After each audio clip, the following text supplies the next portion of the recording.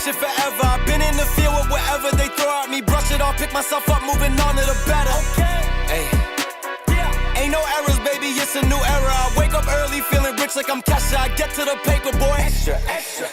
Fuck with me, you know that I got it. Come with me, let's take a trip to the islands. We up on the jet, we'll do more than just fly on it. Stand on that hill, you gon' die on it. Boom. Baby, I'm not one of them, you should try on it. Miss me with all that, I'm on it and next. Fuck this up, I send you back to your ex. But good luck with that, this is big as it gets. Hey, let's see how you do under pressure. Let's see how you do under pressure. Give them a name to remember. Hey, let's see how you do under pressure. Let's see how you do under pressure. A moment can live on forever. Yeah. Oh shit, they don't let me shoot a whole clip. Firepower in this coalition. We just turned the field into a demolition. It was desolate. Happy Friday. What's going on, guys? Glad to be back here. Glad to be back. Took last week off. But we were back. Yeah, we're here. And we had an interesting week this week. Man, it was fire. We talked to multiple shippers this week. Yep. And it was, I'm not kidding, it was electric, man. We just heard from the people of issues and concerns that they had, and I loved every minute of it. Yeah, you know what I mean? It was super nice. We haven't talked to hundreds of shippers, right? But we were able to talk to at least a handful in our time being together, you and I, Jared. It's been really super nice to kind of hear what these prospects or shippers are looking for and what they're going through, because we don't hear that a lot. Right. And if you're a broker calling a shipper, you don't hear that either, really, unless you really were able to get their guard down. Right. So it's really interesting to hear these conversations, and I'm glad I want to talk to them today. Yeah, it's really nice. I love it. I think what's interesting about our industry is people have been predicting for friggin' months. FreightWaves was like, oh, we're at the bottom. This was like a year ago. Remember this? Yeah. And then now they're, preaching the other side of it. And it's just too hard to predict. The other side of this too is it's not a chapter. It doesn't just end today and start tomorrow, right? It slowly progresses, right? Mm-hmm. You know what I mean? It's like the frog boiling situation, right?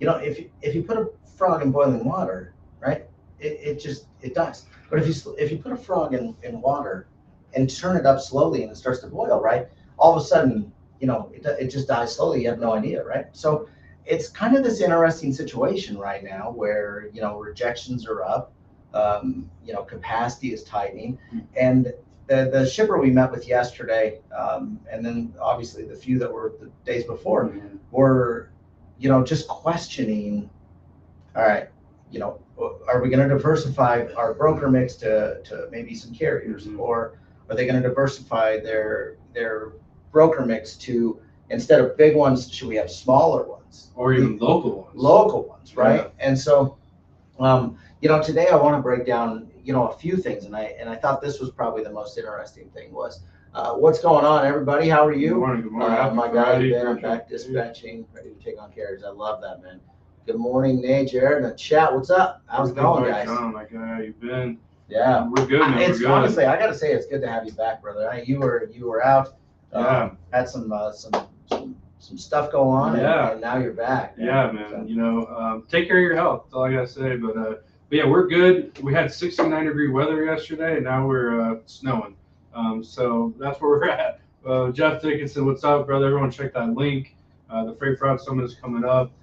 Make sure you check it out. Connect with Jeff on LinkedIn. I'm gonna leave that up here for a little bit. Yeah, please do. I was just looking at some of the stuff that he had out, and Jeff, you're gonna love this first part. In fact, we'll just chat about this just for the sake of you being on for these few minutes here. Yesterday we had the opportunity to talk to a shipper. His average load was around $350,000. Average load. That's what the cost was, right? Yes. And what I thought was probably the most interesting, Nate, and this is what I want to just kind of chat with you and dive into some of the things that you were hitting in on was, he said he has 8 brokers in his mix, no direct carriers. We asked him about some bigger carriers. But what I thought was interesting is one of the bigger brokers was working with, some of these betting platforms, and sure enough, guess what? A guy showed up to their facility and didn't have authority, he wasn't the actual carrier. So it's fraudulent out out there, man. It's dirty. You know what I mean? Now they caught this in time, but they haven't caught the previous few loads. Walk us through some of that conversation specific with fraudulent activity, with what he was concerned about. Well, I think what's, it's like, okay, well, he really wants to know who the heck's coming to my dock. Yeah. And unfortunately, he's been burned so many times that he's like, I now have to vet my brokers on who they're bringing in. So that's why he was reaching out to people like us and just seeing what we have to, the value that we bring to the table. We love, first of all, because you can see, do they have active MC? Are they about to go inactive? They have insurance. Do they have, the equipment they say they have? Yeah. Have they been inspected, with these VINs? Oh, perfect, we got it, right? So the concern came from him when, like you said, been burned too many times. And it's unfortunate that you're having to, kind of double check the brokers you're working with. And, I get accidents happen. Maybe that broker got double brokered or whatever, but this guy's concerned. He doesn't want his freight stolen. Yeah. I get it. Yeah. I thought it was wild. Jeff, make sure you put down when you're actually, when the summit is, and just throw that in the chat so that it kind of hits in on our chat and socials as we kind of lot stuff. Take that link to probably get. But I thought was wild. Like if you think about it from a broker standpoint, he required on every load, right? He required the driver's license, carrier, truck number, trailer number, VIN number, driver's license picture. It was wild. And if you think about it from a broker's perspective, how much more those things are going. Now he's requiring all of his these people to be going through highway, which I think is a good platform to go there, but the people are still sneaking through somehow. And it was an interesting, it was just an interesting conversation with him specifically and what they're tracking, how they're tracking it. Now, here was a few things that we asked him. Have you thought about bringing in a large carrier into the mix?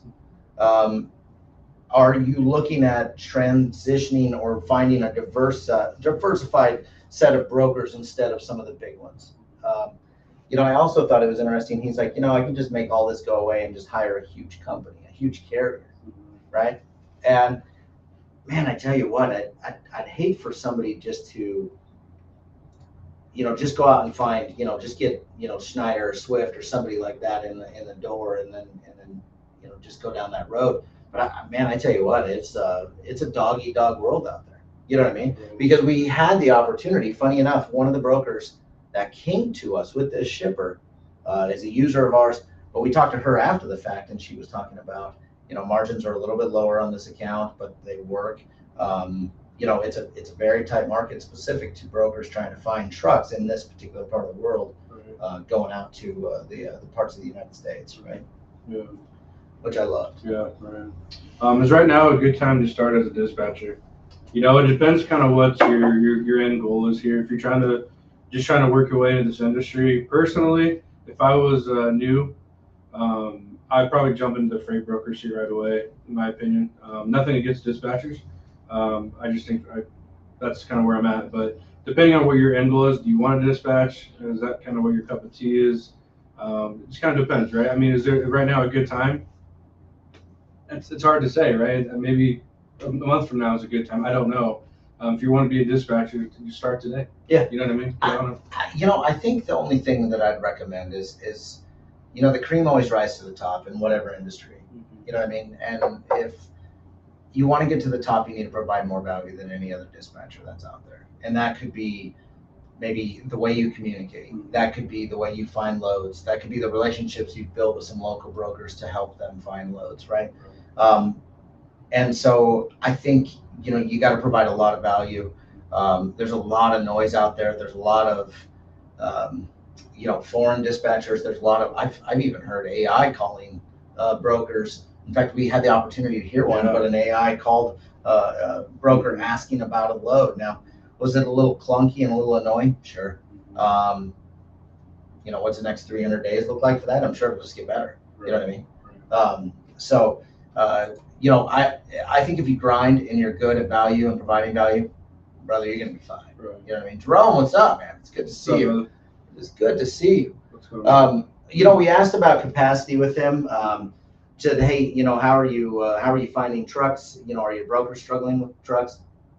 I thought this was an interesting response. He said that they're having more and more loads. We can't pick up today, we got to pick up tomorrow. They're having more and more disruption in the flow of when they think they're going to actually pick up versus when they pick up. And usually when the broker's handling something like that, they're still trying to find trucks for that rate. Right. You know what I mean? Right. Brokers are only going to hang on for so long at neutral or negative revenue when they just kind of say, hey, we can't do this anymore, right? Especially, some of the bigger ones can do it, but if you're a mid to small size broker, it's tough to do that over and over and over for quite a while without asking for a rate increase. You know what I mean? So I thought that, there were signs of capacity concerns, specifically with where he was at in the country. I've also seen some things where capacity is not that bad in certain parts. Boy, there's pockets where it is tough in the United States. Yeah, we're seeing that. We're definitely hearing that. Yeah, 100%.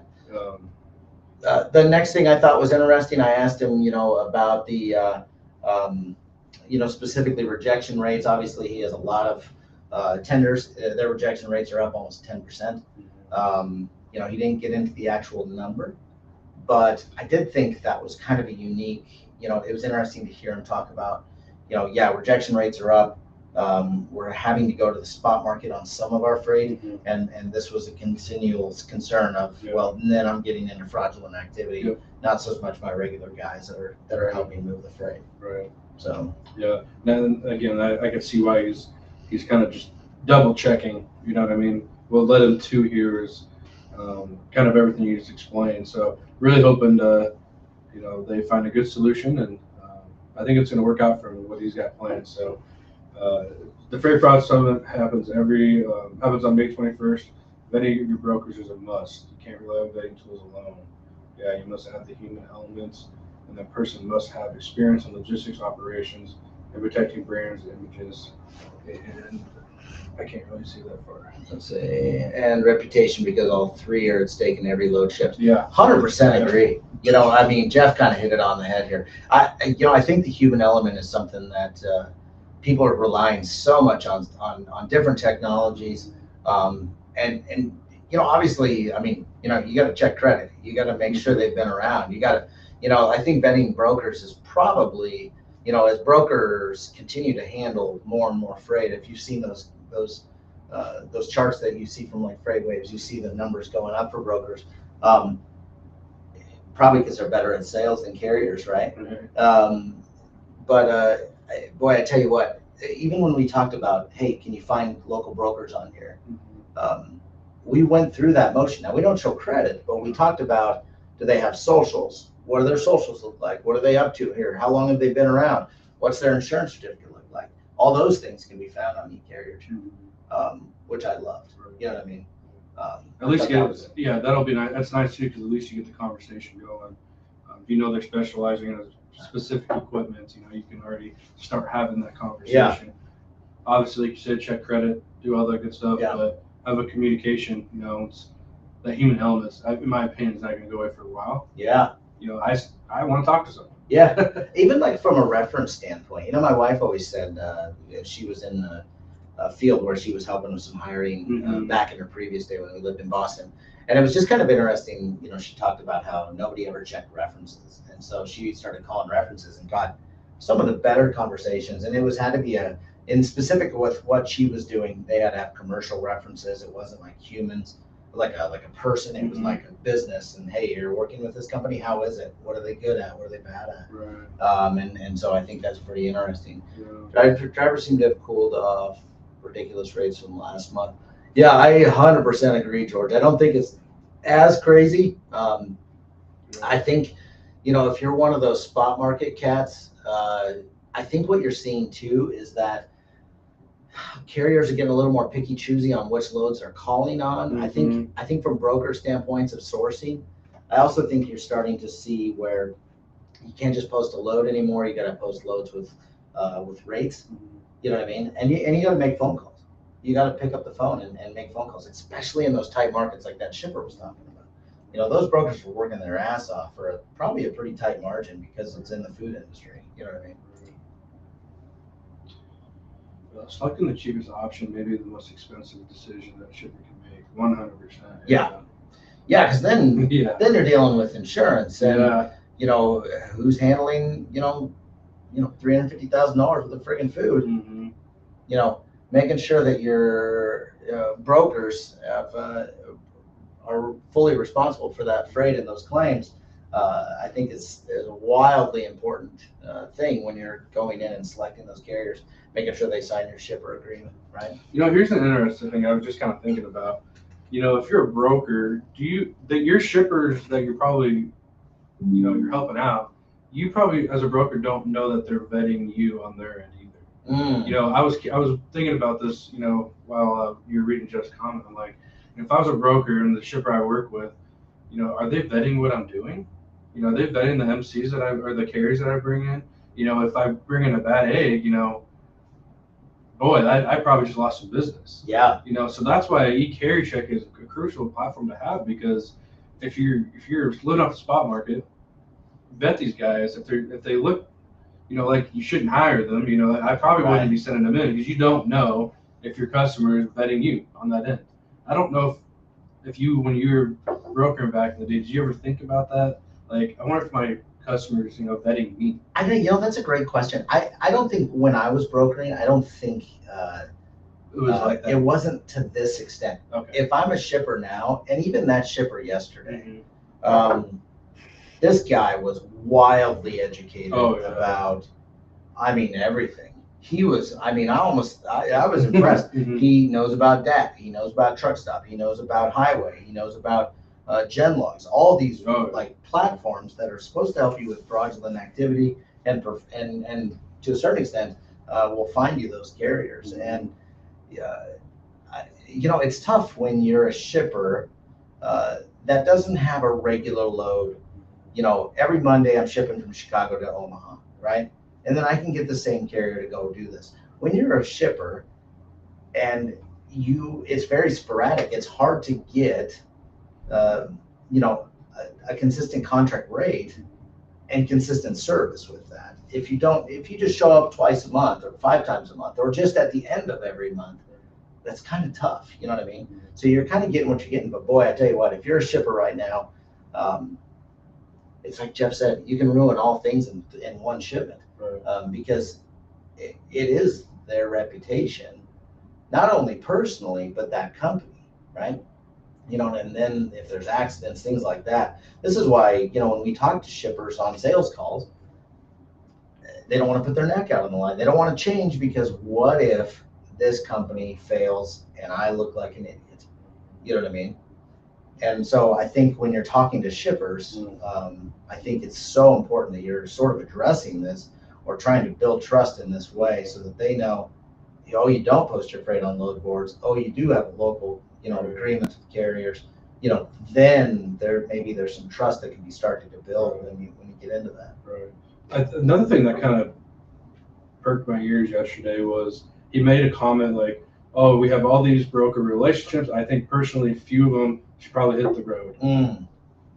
But you're right. There's still that kind of anxiety as a shipper. It's like, do I take this new guy on because these two are doing not a very good job? What if this guy messes up? But what if this guy messes up? So there's still shippers are out there that I thinking in the back of the head that they're saying like, man, broker A has just been messing up this month. Right. I probably need to open up my net here and find a new broker that could possibly cover these challenges. So it's definitely still, shippers are willing to talk. Yeah. It's just, how do I get to that point with those pain points? Like, hey, what are your challenges? Yeah. What are your current provider? What's going on? How are you handling it? Yeah. But I thought that was interesting to hear him say that. Like, I think 4 or 5 of them need to go, but it's like, okay, how do I find 4 or 5 good ones? That's the thing. It's like, it's tough to do. That trust? It is. It's tough to do unless you know somebody. Right. I think it was interesting when we asked him yesterday. We said, hey, what are your key performance indicators? What are you tracking right now? What's important to you? And there was not one specific conversation around price. Now he said, hey, we've got our carriers at competitive levels, or brokers at competitive levels, but that wasn't his concern. His concern was fraudulent activity, people wanting his freight. He's in a high risk industry. And so it's definitely one of those things. If you're a broker and you're calling those high risk industries, be ready to be magnified to another level, because you're not moving a load of cheese unless they know who the hell you are. You know what I mean? One of the problems that causes fraud is mindset of profits over due diligence.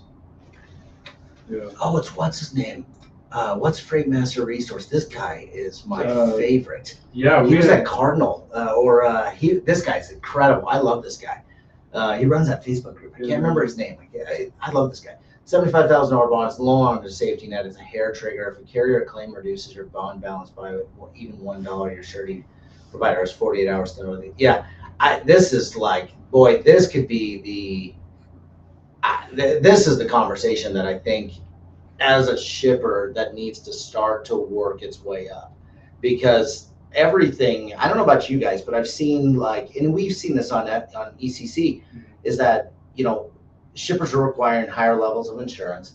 We're starting to see things that are going up specific to, hey, how much general liability do you have? How much contingent cargo? And it's not about what the value of the load is. It's the value of if that load would get in an accident, what's the liability now? And so it continues to kind of creep up. And something that hasn't creeped up is that $75,000 bond that brokers are required to have. You know what I mean? And so I think this is kind of an interesting subject that I wonder, as shippers start to get more and more educated, will they say, no, we need to go up. We need to start getting our guys' insurance is higher and things like that. So he says you have exactly 7 business or pledge. If you don't, suspend your authority automatically, or no extensions or no phone calls. I mean, honestly, and what's this guy's name? I can't think of it. I think it's Tim. I think it is Tim. The smaller brokers who haven't invested in tech, or who are the small that shippers feel might go under due. This is a new rule. Have a tough go of it. Yeah, hey, this industry will continue to get harder and harder for smaller carrier or smaller players, if they don't adjust to today's technology and today's kind of inflationary rates. You know what I mean? Because carrying some of these larger insurance certificates, the 3 million CGL and at least $1 million, $2 million in auto liability, and those are $40,000 insurance certificates. You know what I mean? So there's an insane amount of cost at that smaller level that you just can't spread amongst employees. So this is why I've always been a big fan. When we talk to smaller brokers, man, some of these smaller brokers are in really niche industries. I think that's wildly important, is to just get really sticky with some very niche from some very niche people. So any other thoughts from the shippers we talked to this week? Boy, man, no, it was like I said, it was kind of almost just a breath of fresh air to kind of hear their side and kind of hear what they're going through. But no, I don't really have anything that I think we hit it on the head with everything, unless we missed something on your end. But again, I would kind of want to just kind of reflect back to eCarrierCheck is, how we can help you find, good carriers. If you're a carrier looking for more brokers, we can help you. If you're a broker, you need more prospects, let's help you find some shippers, right? Start having those conversations. So if you're interested, hit us up for a demo. We'd love to show you around eCarrierCheck and how it could, just better your relationship with your prospects, your shippers. Because like I said, you don't know if they're vetting you on their end. Right. And, let's help you build some relationships with carriers that want to do good work. Yeah. You got to love what you do. Oh, 100%. Then you do a good job. That's why I put that as a picture. But yeah, did we miss anything with the guy we talked to yesterday? I don't think so. It's interesting, and we've seen, and I've seen the market fluctuate up and down, right? When the market is soft, carriers say they're treated like a commodity, but when trucks get tight, relationships suddenly matter. And I think this is the time, if you're a broker, to build better carrier relations. If you're a carrier, to build better, broker and shipper relations. No matter what, right now, if you are prospecting and trying to get a hold of a carrier as a dispatcher, or if you're a broker and you're trying to get a hold of a shipper, and trying to bring on some new freight, I think being intentional and picking specific areas or industries, make sure you're really good at a specific industry, or make sure you're good in one state, and build up from there. You know what I mean? Because it just, man, I tell you what, it's tough to be competitive, and you really have to know, those people in those areas. So start building relationships today, and I think that's the most important thing ever. Keep that human element involved, because everything's automated, everything's going so fast, but it doesn't take much to pick up the phone. So I love it, Jared. Thanks so much. I'm starting to get the hiccups, so we're going to call it a day today. You guys, thank you so much for being here. I saw some old faces here that showed up, so I appreciate you for tuning in. Jeff Dickinson, appreciate the comments, man. Truly, putting out some good stuff over there. I'm going to put up the link to the Freight Fraud Summit there one more time. Tune in next week. Yep. We got some good stuff here. We got a few meetings lined up, and maybe we can talk through some of those meetings for next week on Friday. And then I know we got to make some calls one of these weeks here, so we'll get some calls lined up. And for now, check out freightfraudsummit.com. Connect with Jeff. Really important to reach out to and see what he's going through or what they're doing. Yeah.